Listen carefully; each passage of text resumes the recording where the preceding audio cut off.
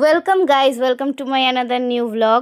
শহরে থেকে গ্রামের অনুভূতি নিতে চাও? তাহলে ভিডিওটা স্কিপ না করে পুরো ভিডিওটা শেষ অবধি দেখতে থাকো। আজকের ওয়েদারটা এত সুন্দর, তাই আমরা সবাই মিলে বেরিয়ে পড়লাম কলকাতার মধ্যে গ্রাম এক্সপ্লোর করতে।